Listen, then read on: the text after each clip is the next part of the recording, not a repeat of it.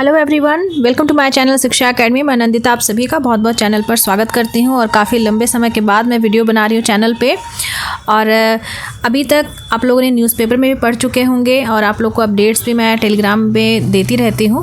तो जैसा कि आप स्क्रीन पर देख सकते हैं, यहाँ पे वैकल्पिक उत्तर वाले सवाल अब नहीं आएंगे। ठीक है, तो यहाँ पे हम बात कर रहे हैं जो एक पैटर्न में बदलाव किया जा रहा है इस ऑड सेमेस्टर से। ठीक है, मतलब सेमेस्टर 1 और सेमेस्टर 3 जो भी बच्चे DDU से B.Ed कर रहे हैं उनको अब से सारा ही पेपर सब्जेक्टिव पैटर्न पर देना है। ठीक है, तो यहाँ पे न्यूज़ में आप देख सकते हैं वैकल्पिक उत्तर वाले सवाल अब नहीं आएंगे। ठीक है, एक और न्यूज़ नीचे आप देख सकते हैं, B.Ed की परीक्षा से खत्म होंगे बहुविकल्पीय प्रश्न। ठीक है,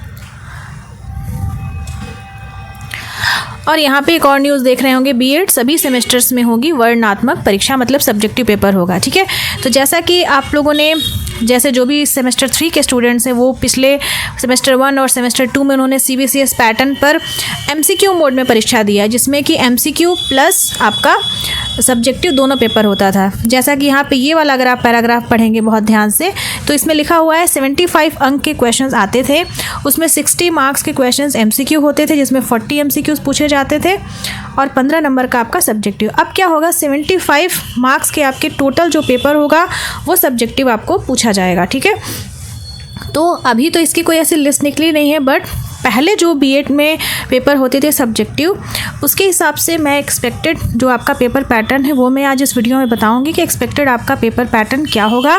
जो 75 मार्क्स होंगे वो किस तरह से बाइफरकेट किए गए होंगे, किस तरह से विभाजित किए गए होंगे, कि किस तरह से प्रश्नों को कि भाई शॉर्ट टर्म वाले आंसर हैं तो वो इतने मार्क्स के होंगे, ठीक है, लॉन्ग टर्म है इतने मार्क्स होंगे, वो मैं आपको इस वीडियो में बताऊँगी। तो चलिए आगे बढ़ते हैं।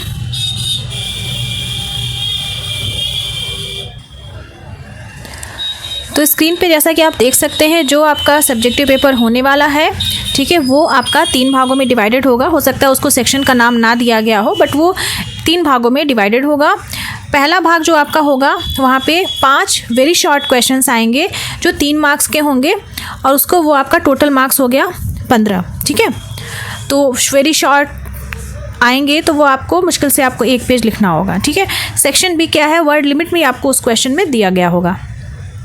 सेक्शन B की तरफ आगे बढ़ते हैं तो 4 क्वेश्चन होंगे जिनको हम शॉर्ट बोल सकते हैं। ठीक है, वो 5 मार्क्स के होंगे ईच और 20 मार्क्स के होंगे। ठीक है, तीसरा क्वेश्चन सेक्शन है वो 2 क्वेश्चन होंगे वेरी लॉन्ग, 20 मार्क्स ईच और 40 मार्क्स के। तो इसको आप पूरा कैलकुलेट करेंगे तो आपके टोटल आ गए 75 मार्क्स। ठीक है, अब देखिए सेक्शन A में क्या होगा, 5 क्वेश्चन तो दे दिया, वो कंपलसरी होंगे, आपको 5 करने ही करने हैं। ठीक है, सेक्शन B में क्या होगा, 4 क्वेश्चंस आपको करने हैं, तो उसमें आपको ऑप्शंस देगा। ठीक है, कई सारे क्वेश्चन दिए गए होंगे, उसमें बोला जाएगा आपको कि इसमें आपको यही वाले क्वेश्चन करने हैं। इसी तरह सेक्शन C में भी आपको ऑप्शन मिलेगा, जैसे कि आपको 2 क्वेश्चन करने हैं तो उसमें 3 या 4 क्वेश्चन होंगे, उसमें से आपको 2 क्वेश्चन करने हैं। तो सेक्शन B और C में आपको ऑप्शंस दिए जाएंगे कि भाई आप चूज़ कर सकें। सेक्शन A के सारे क्वेश्चन सभी के लिए कंपलसरी होंगे। ठीक है, तो ये एक पेपर पैटर्न है जो मेरा भी B.Ed सब्जेक्टिव रहा है, तो हमारे टाइम पे भी ऐसा ही पेपर पैटर्न होता था। हाँ, मतलब तब CBCS पैटर्न नहीं था, मार्क्स डिफरेंट तरह से दिए जाते थे, बट सब्जेक्टिव का पेपर पैटर्न एक्सपेक्टेड यही है, इसी तरह से आएगा। और रही बात कि अब मैंने तो चैनल पे वीडियो MCQ के फॉर्मेट में बनाए हैं, तो हो सकता है कि बहुत सारे बच्चों को ये लगे कि ये यूज़फुल नहीं है, बट एक बात का ख्याल ज़रूर रखिए, हमेशा जब आप सब्जेक्टिव पेपर लिखते हैं तो अगर आपका कॉन्सेप्ट पेपर क्लियर नहीं होगा तो आप पेपर नहीं लिख पाएंगे, या लिख पाएंगे तो रैंडम कुछ भी आप लिखते हैं। तो MCQ वीडियोस जो मैंने बनाया है सेमेस्टर 1 टू सेमेस्टर 4 वो इक्वली हेल्पफुल है, क्योंकि वो आपका कॉन्सेप्ट क्लियर करते हैं। उसमें बहुत सारे टॉपिक्स रिलेटेड आपको इंपॉर्टेंट कोट्स मिल जाएंगे जिनका यूज़ आप अपनी आंसर राइटिंग में कर सकते हैं। ठीक है, और सब्जेक्टिव पेपर है या इनफैक्ट आंसर राइटिंग से भी रिलेटेड सब्जेक्टिव पेपर में आप कैसे लिखेंगे, तो टिप्स फॉर एग्ज़ाम करके प्लेलिस्ट है, उसमें मैंने बताया है।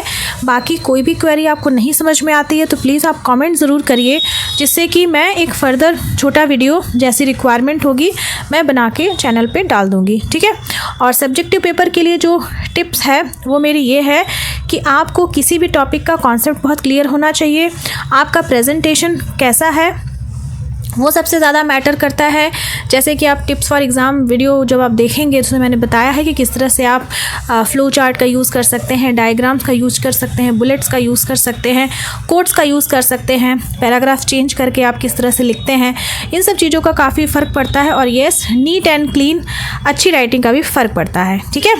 और वर्ड लिमिट को आप फॉलो करिए और कोई भी क्वेश्चन छूटे ना, ठीक है। अगर कोई क्वेश्चन इनकेस छूटता है तो उसकी सबसे अच्छी रेमेडी ये है कि आप प्रैक्टिस घर पे ज़रूर करें, क्योंकि कई बार क्या होता है कि सब्जेक्टिव पेपर हमें लगता है हम तो लिख लेंगे क्योंकि वहाँ काफ़ी नंबर ऑफ़ पेजेस की आपको कॉपी मिलती है। तो इसलिए हमेशा ही जब पेपर सब्जेक्टिव होता है तो एटलीस्ट 3-4 डेज़ पहले से आप कॉपी लेके अपनी आंसर राइटिंग की प्रैक्टिस करिए, जिससे आपके हैंड के मसल्स राइटिंग के लिए एकदम रेडी हो जाएँ और आप एग्ज़ाम में अच्छे फ्लो में लिख पाएँ, ठीक है। क्योंकि एग्ज़ाम में तो आपका सिर्फ आपको 2.5 से या 3 घंटे जो भी आपका देखिए अभी आता है पेपर होगा तो पता चलेगा कि वो आई थिंक 3 घंटे का पेपर होगा, ठीक है। तो वो उस टाइम पीरियड में आपको बहुत अच्छी राइटिंग में भी लिखना है, नीट एंड क्लीन भी लिखना है, तो प्रैक्टिस बहुत इंपॉर्टेंट है, ठीक है। तो ऑल द वेरी बेस्ट आप सभी को आपके एग्ज़ाम के लिए। और रही बात कि एग्ज़ाम कब होगा, तो उम्मीद करती हूँ कि 2025 तक आपको नोटिस देखने को मिलेगी, ठीक है। क्योंकि अगर मैं पिछले सालों का पैटर्न फॉलो करूँ तो फेब में ही एग्ज़ाम हुए हैं, जब सारे यूजी पीजी के एग्ज़ाम्स हो जाते हैं उसके बाद बीएड और एमएड के एग्ज़ाम्स होते हैं, ठीक है। तो आप अपनी पढ़ाई जारी रखिए और वीडियोज़ बहुत हेल्पफुल हैं और प्लीज़ आप उन वीडियोज़ को देखिए, कॉन्सेप्ट क्लियर करिए। कहीं भी आपको फ्यूचर में अगर कभी आप सोचेंगे कि अगर एमएड एंट्रेंस देना है तो मेरे चैनल पे सेमेस्टर 1 to सेमेस्टर 4 जो भी वीडियोज़ अवेलेबल हैं they are very helpful along with MEd entrance का पिटारा सीरीज़, ठीक है। तो ये चीज़ आपको बहुत ज़्यादा हेल्प करेगी। और बाकी सेल्फ स्टडी करिए, खुद से नोट्स बनाइए और कोई भी क्वेरी हो तो कमेंट सेक्शन में ज़रूर पूछिए। Thank you, all the very best for your exam और अच्छे से तैयारी करिए।